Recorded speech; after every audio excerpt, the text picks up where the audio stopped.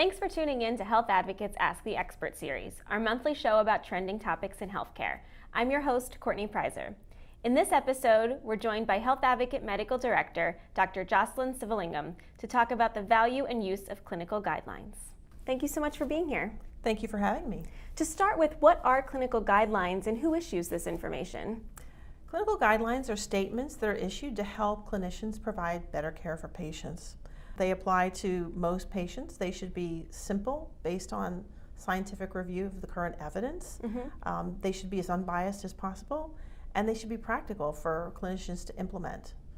What they aren't is a rule. Okay? They're not meant to be substituting for clinical judgment, and they should be created with the input of multiple knowledgeable and unbiased stakeholders. Get all the experts involved. Correct. Yes. Correct. And they also aren't meant to be rules for reimbursement, strictly speaking.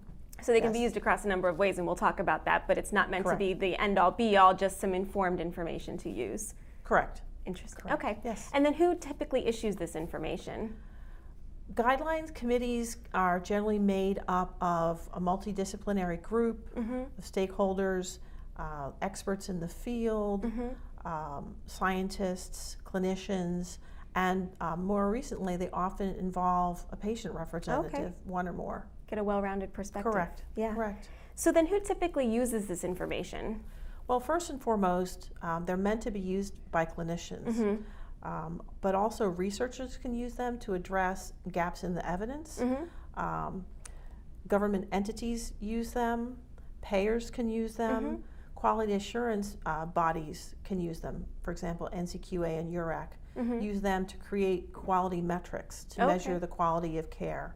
And in that way, they can also inform payment decisions. So try to align everyone to a somewhat standard set of information. Correct. Okay. Correct. That's right. Interesting. So then what is the value of maintaining the guidelines and making sure that they're current? Well, for an organization to make sure they follow current guidelines and for the guideline creators to update guidelines, it's important because the science moves very, very quickly. Oh, yeah. The science that updates and underpins all of these statements. And so within just a few years, these guidelines become outdated. Wow. So, organizations such as the American Diabetes Association issues a new set of guidelines every January. Wow. Okay, so some are updated yearly, entirely, some are updated partially, whereas others, for various reasons that I won't get into, take many years between issuing completely new guidelines. Could be a whole other episode to talk about it. Yes, yes. So how are the guidelines typically used when it comes to employee benefits? Well, the best example that I can tell you about is the preventive guidelines. As you know, the United States Preventive Services Task Force has a whole list of A and B recommendations, and these are covered at 100% under Affordable Care Act compliant plans. So the result of that has been that many people have undergone cancer screenings, disease-related preventive screenings, mental health screenings, been able to have vaccines and so forth, and that's resulted in disease prevention and early disease detection that has saved lives and improved quality of life for many, many people. Comprehensive care. Correct.